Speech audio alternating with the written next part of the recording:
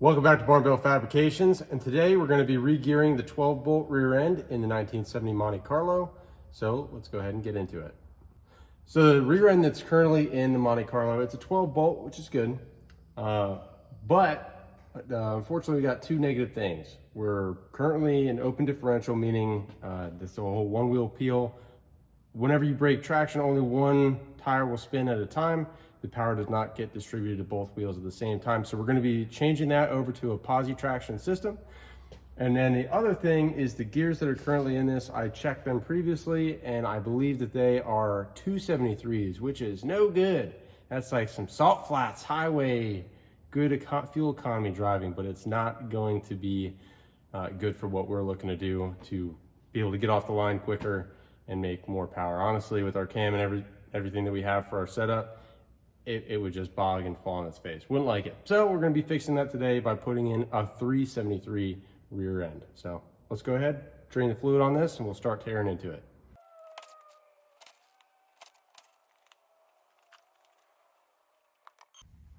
Once you get your differential cover off, you want to rotate your carrier over until you see this bolt. This bolt holds this pin in place, and this pin is what keeps your axles from going too far in and having the C-clips fall out, as well as the spider gears, which I'll show you all that here in just a minute.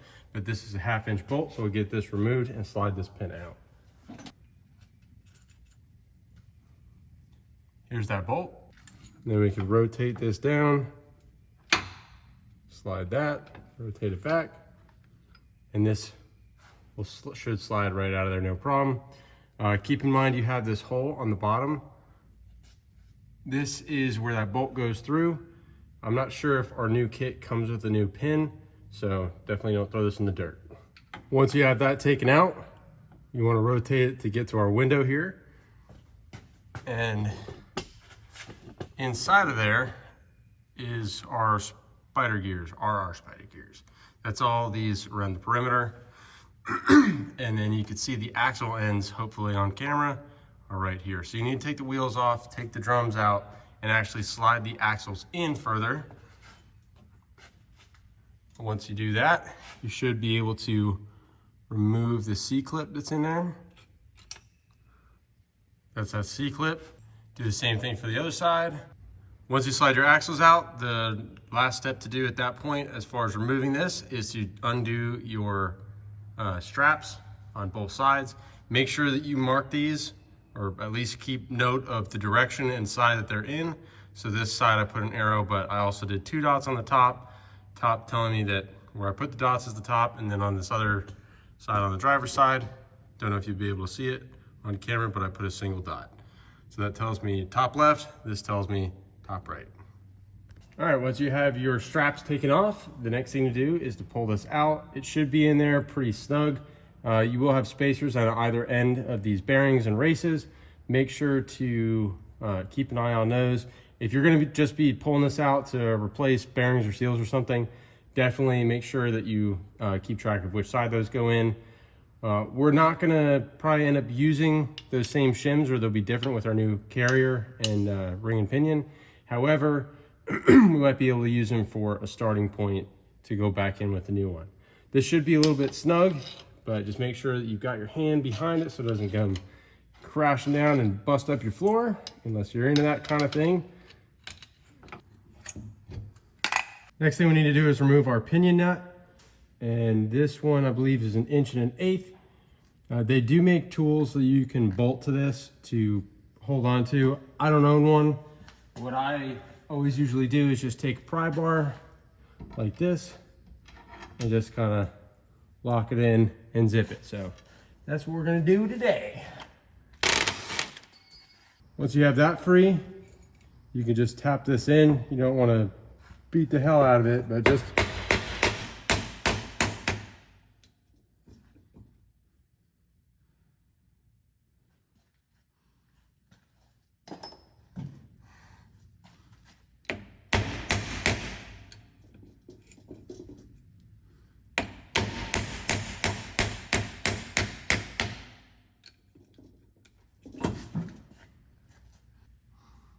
after you get your pinion out, make sure you pull your seal, and then this is pretty much stripped down.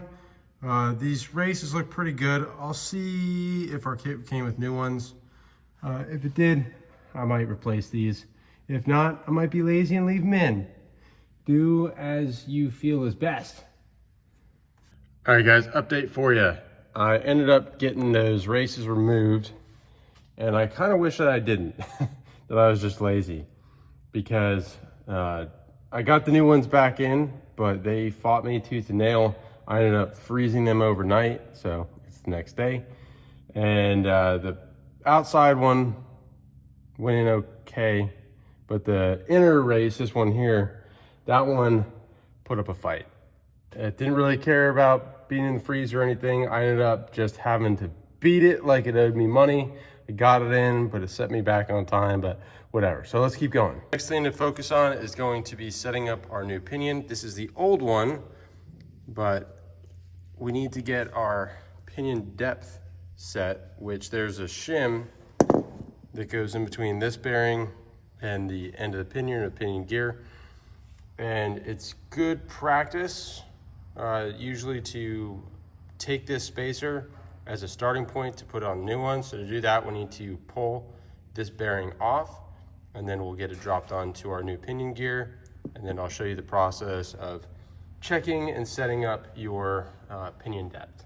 To get this bearing off, the best tool to use is one of these bearing pullers. It's a little pricey, but definitely worth it if you're going to be doing this kind of thing often, and even honestly at all, because the likelihood that we're going to have to take this bearing on and off of the new pinion is highly likely until we get our correct depth set. So this is the bearing pulled off, and then you can see the shim just sits underneath it, and it might be more than one. Kind of looks like it, maybe. But anyways, I'm gonna get that pulled off. I'll measure it and then get it dropped on the new pinion. So I got the bearing pressed on. I put some shims in there. I ended up putting 30 thousandths of shims in there, not what came out of the old one. That's usually a fair starting point. So we'll see how close I am. So we're gonna drop this in here,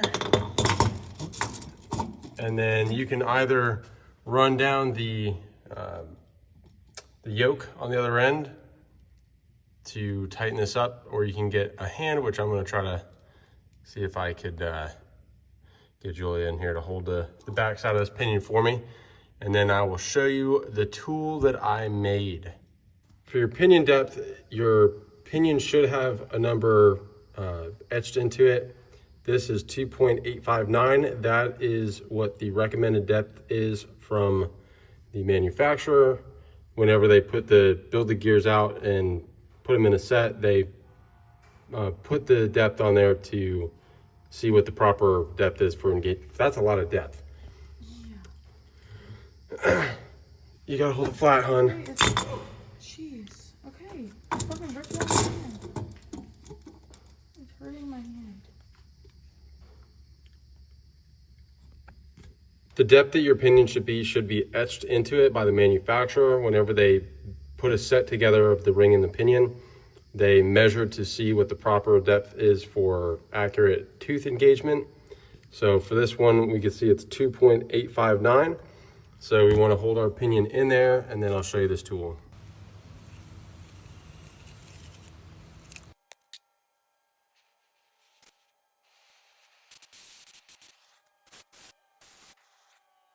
You could buy tools to measure this out, but I made one. It's not the prettiest thing I've ever made, but we're looking for function over form for this one. So what you want to do is, to get the measurement, is it really comes off of this mating surface here where your strap goes. So you want to measure from here to the pinion. However, since it's offset, there's no real good way to do that. So this tool here, you're bridging the mating surface for your differential cover, and then we can measure from this to the one strap mounting surface over here. So we got 2.05, then we'll zero that out. And then now we can go here through the center hole and measure all the way up against the pinion. And that essentially would be measuring from there. And when I do that,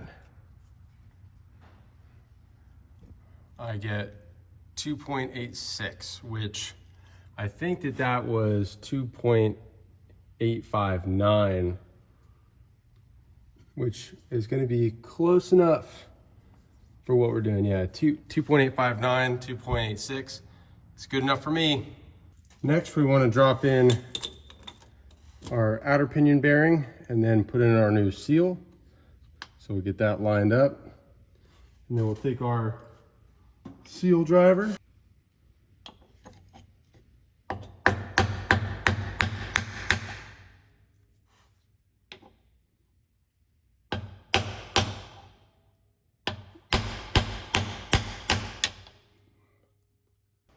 And then when you want to take our crush sleeve, slide it on this way and feed it through the front.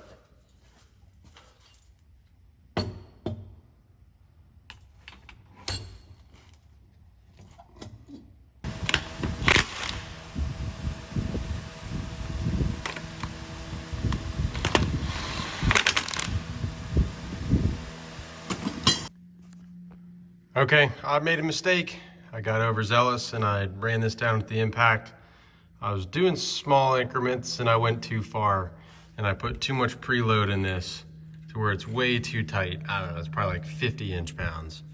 And that is way too much. So I'm gonna have to order another crush sleeve.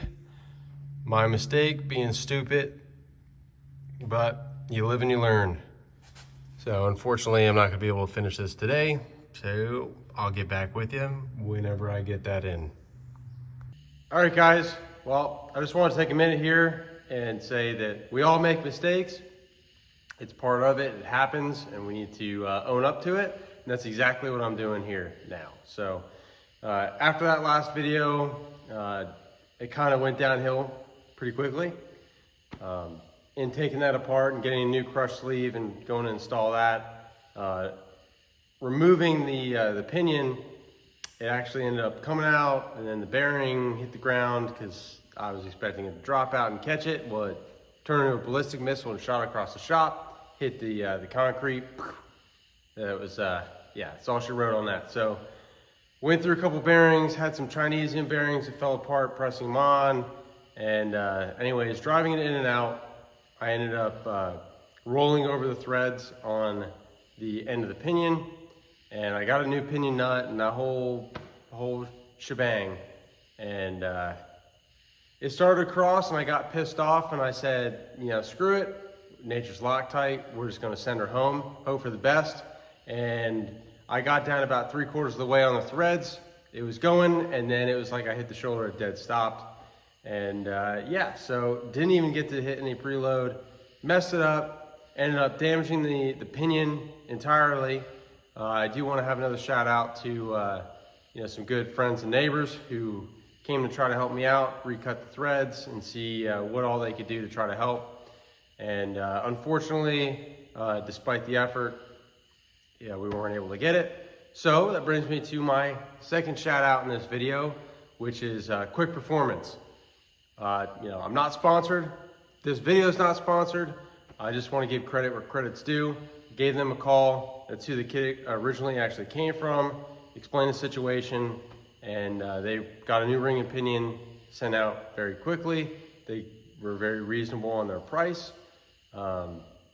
Unfortunately, whenever you damage the pinion, the ring and the pinion are paired, so you can't just get one or the other. So you have to get the pair together. So anyways, got that, got a new nut, and that got delivered. It was quick, it was affordable, and I would just imagine the guy I was talking to, he said he appreciated my honesty. I told him about the whole situation, you know, took accountability for getting pissed off and just slamming that nut on, everything that happened. And I guess they're used to a lot of people who would just say, I'll just send it back, say there's an issue, and reorder a new one and make it their problem, which I'm just not that guy. I'm sorry. Can't do it. You know, we all gotta do what we gotta do to sleep at night, and that ain't it for me. So anyways, one really cool thing that they provided and they sent without me asking for it, without me knowing, was a crush sleeve eliminator, which is this guy here. So instead of having that crush sleeve that you crush it to get the preload, this is a solid spacer, and then you have these different shims, just like on any other bearings, which if you saw the Dana 44 re-gear that I did on the 79 F-150, that uses shims to set your preload.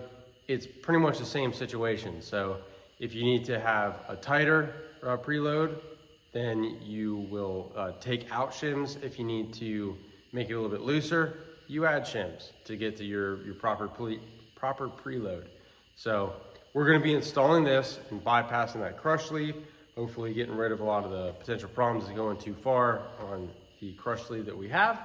So I just wanna say thank you to Quick Performance. They were great, very helpful on the phone, and this is a solid. So credit where credit's due.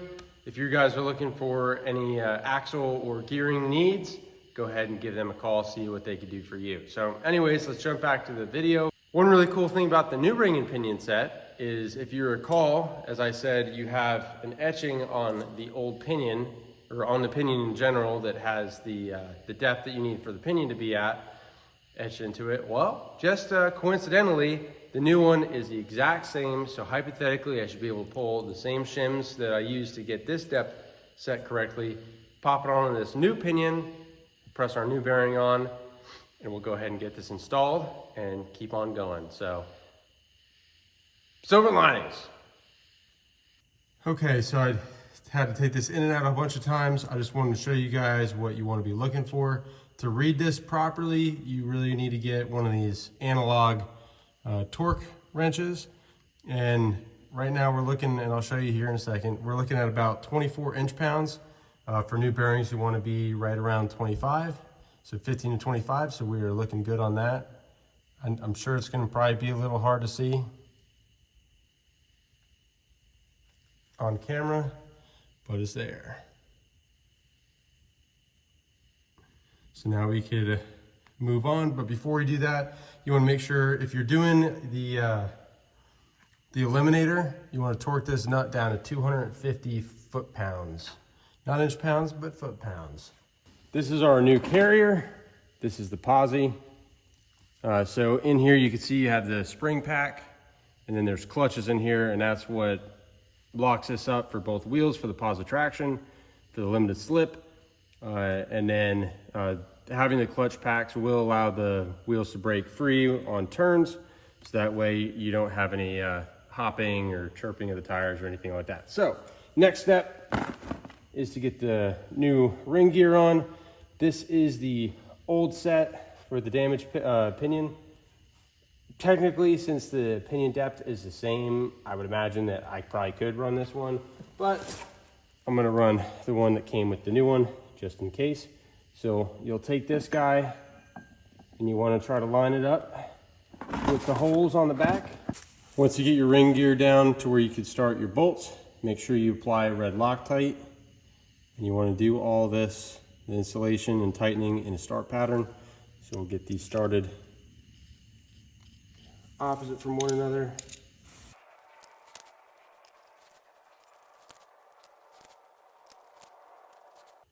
Whenever you get these snugged up, you want to make sure that you torque everything down. Check your proper torque spec for what it calls for these. I'm probably going to get this clamped down in the press, because we next need to press on our bearings on both sides. So while I have that tightened down, I'll probably jump in there with the torque wrench and get these set to where they need to be. Okay, this is going to be a little tricky to show everything, you know, holding this with one hand. So I'm going to just show you guys each piece separately to try to explain what you got going on here. So with the factory carrier, if you recall, when we took that out, we had the carrier, which had a race on the other end, and then there's spacers. From the factory, GM ran two spacers, two thick spacers like this, this is one on either side. Your replacement kit is going to come likely with shims like this, so you have thin ones and maybe even a thick one, like, or a couple of them, like this guy.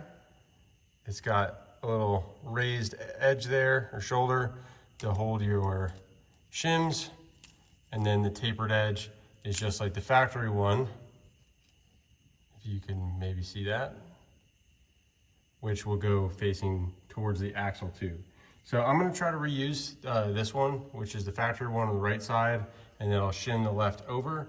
What we wanna do is get our carrier in there and get it so that we have a backlash between 7 thousandths and 10 thousandths, which I'll show you with the dial indicator whenever I get this in.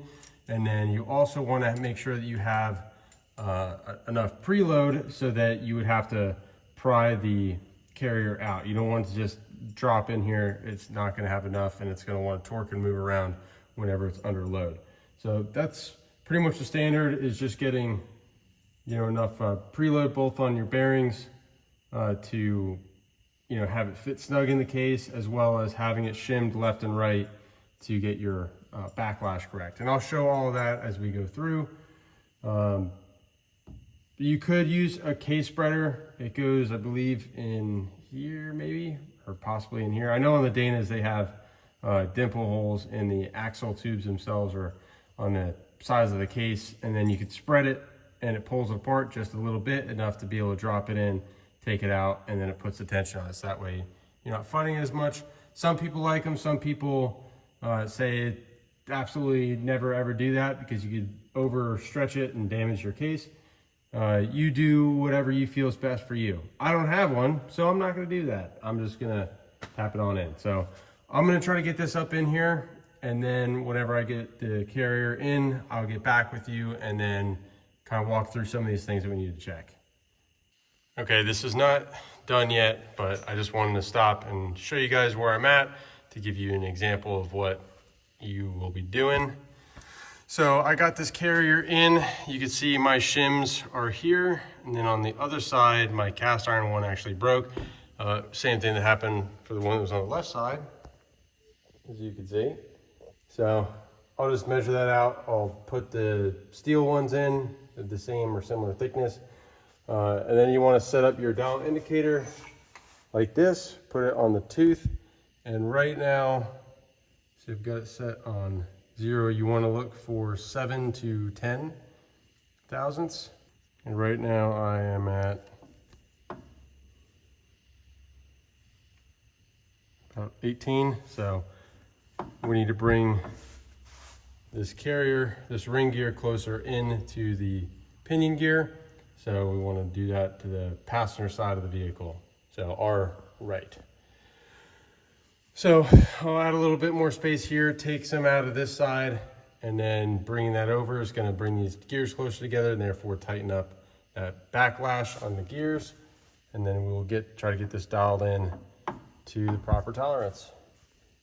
Okay, so I got this thing in and out 1.5 million times, and if I get this to focus, we are looking at right about 7 thousandths, which is within spec, and we are going to run it. So that's what you want to look for, between 7 to 10. You know, reading off the end of the tooth, just to throw back and forth. So I'm going to torque down the straps, double check it after those are torqued to make sure that we're still good. I've got good preload, I believe. I had to chisel or take my chisel and hammer these shims in on both sides. So I'd say that's pretty snug. I've got to take my pry bar and pry it out every time. So I think we're good there on that end, and I'm happy with this 7 thousandths. We're gonna run it. After I got this torqued down, I rechecked it and everything looked good. So the next thing that we want to do is put on some gear marking compound on the gear here. We want to make sure to put it on both sides of the teeth, so that way we can go in forward as well as reverse. And we just want to check the patterning on there. So I'm going to get this on and then we'll take a look. Once you get it marked on, go ahead and spin your differential over.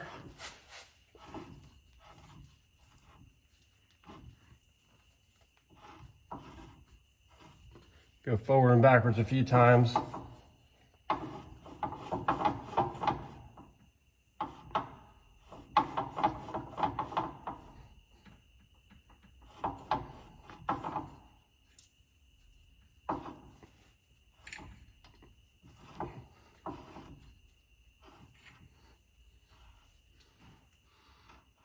And it's probably gonna be a little tough to see on camera. Let me try to slide it in a little bit. This gear, you can see the best. And actually, it looks like it's got a really good pattern to it. It's right down the middle. These other ones, I could see it well, but at least on camera, it doesn't really show up too well. But you're looking at pretty much like this. Same thing here and here. And then the back side also looks pretty good as well.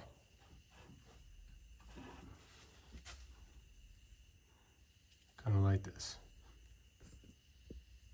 So I'm happy with that. I'd say we're ready to rock and roll. Next thing to do is to throw the axles back in. So we want to pull out our pin here. If you remember, we have that bolt is on this other side here. So we'll pull this first, pull this pin out, and then we'll go from there. Whenever you get your axles installed, you are good to go. So can't really see anything in here, but you're gonna slide your axle back in, and then you have that notch in the end of the axle. You're gonna take the C-clip that you removed when you took out the old carrier and slide it into that groove, push it in, and then slide the axle back over. So I might be able to show you a little bit of that, or at least maybe you'll hear it. So yeah, you can't see anything on camera, but maybe a little bit right in here. So that slides into the middle, and then once you put the C-clip in, it slides back. You might need to slide the C-clip up a little bit to do that, but anyways, kind of tricky to do with one hand. You'll get that slid up, slid over, you put your bar back in with your set pin, and then yeah, you're done. Throw on the cover, throw on the fluid. All right guys, gonna end off the video here. Hopefully you found this video helpful. If you did, hit that like button, subscribe to the channel if you're not already. And a little bit of an elephant in the room. If you didn't notice, I'll point it out for you now. The coilovers and all this UMI suspension stuff, while I was waiting on parts for the gears here, I moved on and worked on that. So you'll be seeing that probably in the episode coming out after this one. But yep. Anyways, thank you guys all for watching. You guys get outside, get wrenched on something, piss off your neighbors, disappoint your mom. Until next time, keep on keeping on. You can see the riding on the pavement. Young kids, they're growing up in basements. Online, a whole new generation. I'ma make mine, so you better go take it. Always, they need a new replacement. Decentralized, can't contain it. We're changing lives, yeah, upgrading. Call it suicide of the older generation. What keeps you up at night, yeah?